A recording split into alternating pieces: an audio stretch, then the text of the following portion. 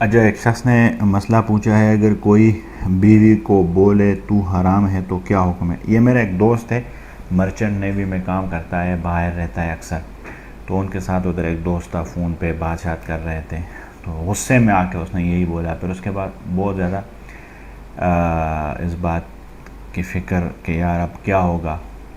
تو ایسے جو الفاظ ہوتے ہیں ویسے تو نہیں کہنا چاہیے انسان کو. اگر غصہ ہے، بیوی کو غصہ ہے تو شوہر چپ ہو جائے، شوہر کو اگر غصہ ہے تو بیوی چپ ہو جائے. بعد میں پھر انسان خود ہی غصے کا ٹائم چلا جاتا ہے، کیونکہ غصے میں انسان جو کرتا ہے وہ غلط ہوتا ہے. تو پھر بھی اگر کوئی ایسے الفاظ بولتا ہے جیسے اس نے مسئلہ پوچھا ہے، تو یہ ڈیپینڈ کرتا ہے نیت پہ. اگر اس ٹائم اس کی نیت میں یہ تھا کہ یا تو مجھ پہ حرام ہے، مطلب اس کے ذہن میں طلاق تھا، تو پھر اس سے کنائی طلاق اس کو بولتے ہیں، کنائی الفاظ بولتے ہیں. اس سے طلاق آتے، طلاق بائن آتا ہے. اور اس طرح اگر کوئی بندہ بولے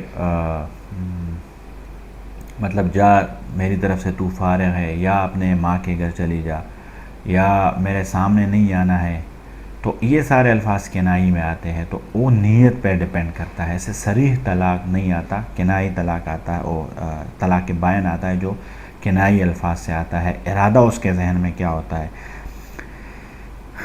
اچھا، اگر کوئی نماز سفر میں قضا ہو جائے تو مقام پر کیسے پڑھے گا؟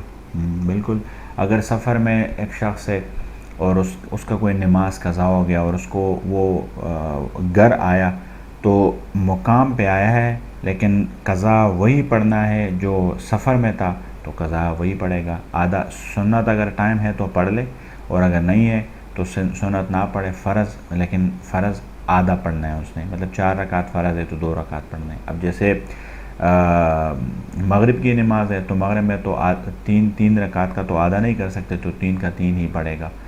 اور عشاء ہے تو عشاء میں 4 رکعت فرض ہے تو 2 رکعت فرض پڑھ لے گا اس میں، اور سنت اگر ٹائم نہیں ہے چھوڑ دے، لیکن وتر لازمی پڑھنا ہے. وتر 3 کے 3 پڑھے گا قضا.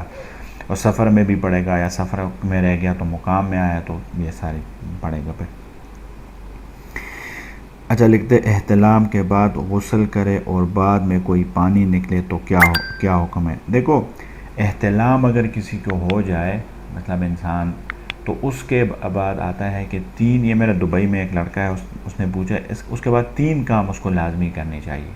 یا تو اگر اس کو احتلام ہوا، مطلب اس کو پتہ چل گیا کہ اس کا وہ پانی نکل گیا، تو اس کے بعد وہ کچھ ٹائم کے لیے سو جائے، یا اٹھ کے تھوڑا سا واک کر لے 2، یا واش روم میں جائے، چھوٹا پیشاب ہے وہ کر لے. یہ تینوں کام اگر وہ کرے گا،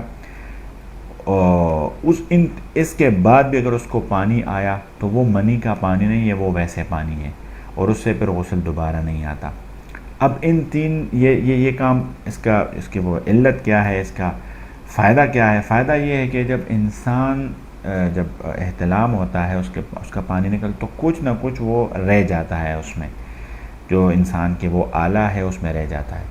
تو اب اگر جب یہ سو جاتا ہے تو وجود ڈھیلا ہو جاتا ہے. جب ڈھیلا ہو جاتا ہے تو وہ آٹومیٹک وہاں سے نکل جاتا ہے. ایک نمبر 2، اگر یہ اٹھ کے واک کرے تو چلنے پھرنے سے بھی اس کا وہ ورزش ہو جاتا ہے، وجود وارمنگ میں آتا ہے.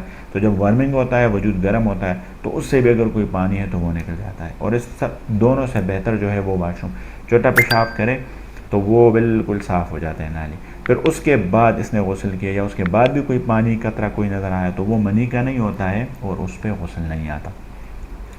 امام محمد رحمۃ اللہ علیہ فرماتے ہیں کہ اگر ایک شخص کو غسل لازم ہوا اور وہ چھوٹا پیشاب وغیرہ اس نے نہیں کیا، اور ایسے جا کے اس نے شاور لے لی اور صاف ہو گیا، اور اس کے بعد اس کو قطرہ آیا کوئی بھی، کہتے ہیں اس پہ واجب ہے غسل، وہ دوبارہ غسل کرے گا.